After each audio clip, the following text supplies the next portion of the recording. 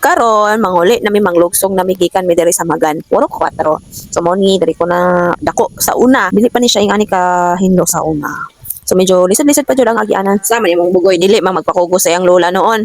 Oh, dito ra siya magpakugo sa iyang lolo. Di daw siya sa iyang lola. Sakay daw siya kabayo sa iyang lolo. Grabe gud atong lolo ay bisag senior na. Kusgan pa man kayo. Mo ni siya ang suba sa Magan. Dahil may gano'n drone tao. Pag hapon-hapon na gid kay naman tayo madungog nga mga kulilig. Kulilig. But na usay tawag ana basta sa mga sinultian gulangay man. Gulangay man. Kasi lady.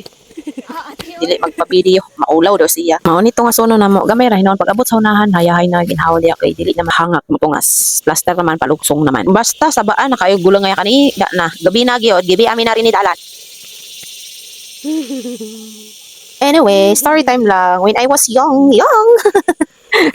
Gikan sa daycare guys. Paingon sa high school maugid ni amo ang baktasunong pauli og palugsong og inga na kanindot ang among agianan pero mas nindot pa na sa una.